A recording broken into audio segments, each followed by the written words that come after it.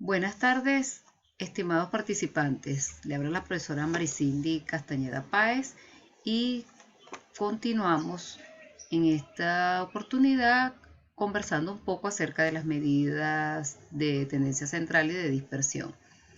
Vamos a hablar un poco acerca de los cuartiles. ¿Qué son los cuartiles? Son los elementos de un conjunto de datos ordenados que dividen los datos en 4 partes iguales. Cada una de estas partes, por supuesto, va a representar el 25% de estas observaciones.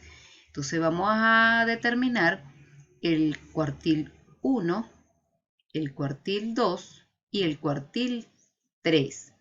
Vamos a observar que el cuartil 1 está representado por el percentil 25.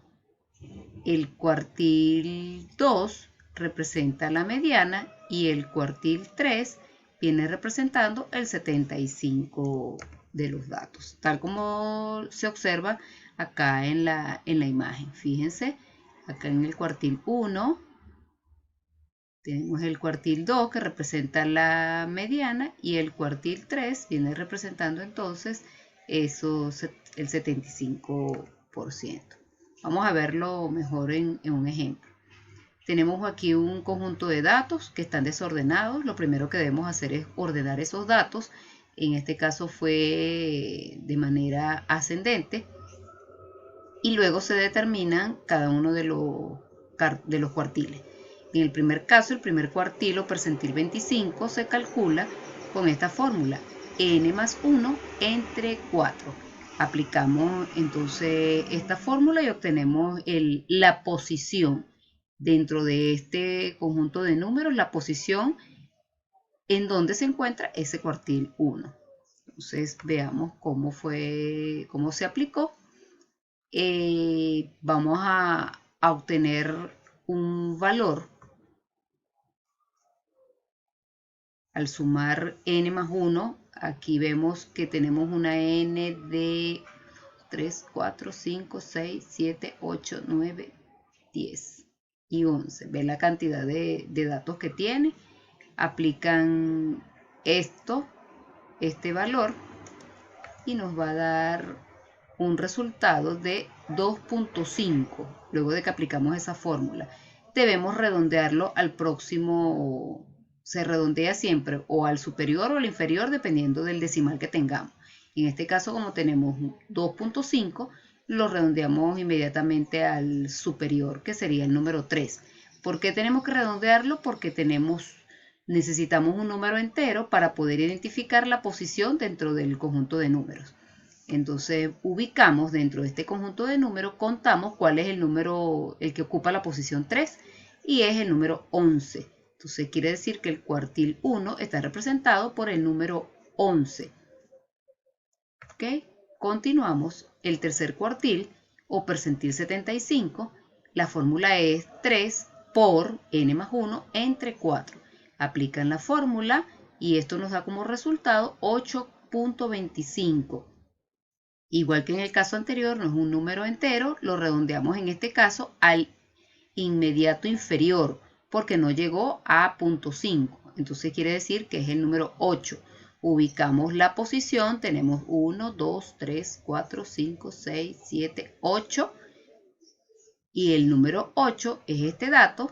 Entonces decimos que el cuartil 3 es el número 20. De esa manera, entonces ubicamos los resultados para este ejemplo y nos quedan que los cuartiles quedan de esta forma.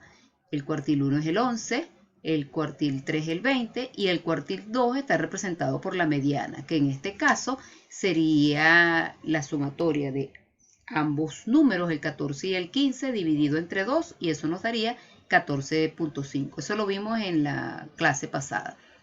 Para indicar el porcentaje, ¿para qué sirven los cuartiles? Para indicar el porcentaje igual o menor que el valor de un cuartil, para describir el 50% central de las observaciones y la elaboración de los gráficos de caja. ¿Cuáles son estos gráficos de caja? Este tipo de gráficos, que es como la figura que observan aquí abajo, nos da una buena descripción de un conjunto de datos que incluye una medida de la tendencia central, junto con la información sobre la forma y la dispersión de los datos.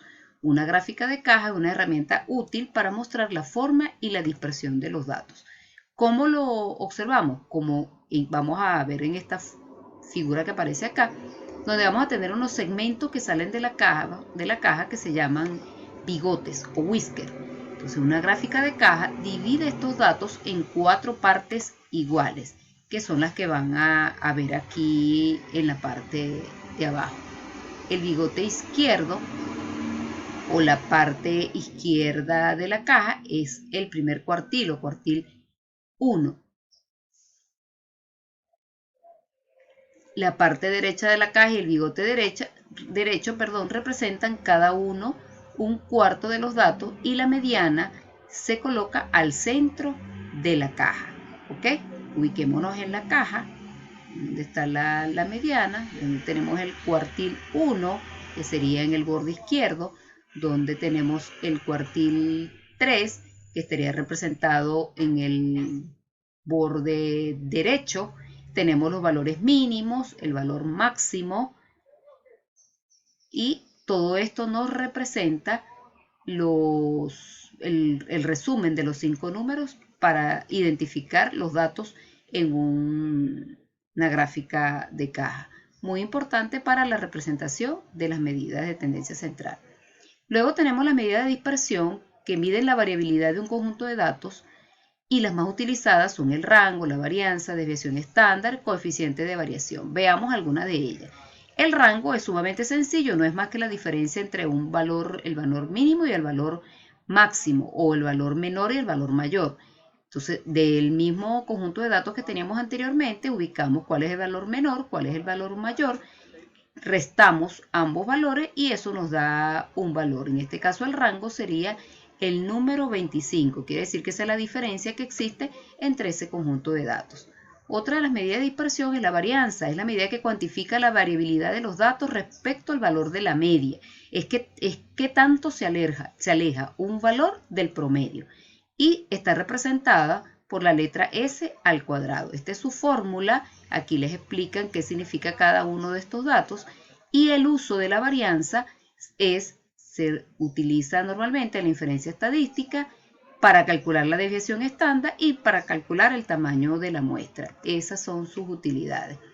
En un conjunto de datos que nos dan acá como un ejemplo, para hacer ese cálculo, lo primero que debemos hacer es calcular el valor del promedio, que eso ya lo hicimos en la clase anterior, que no es más que la sumatoria de todos estos datos dividido entre la cantidad de datos. Esto nos da este valor y al final el resultado de la media es 35.74.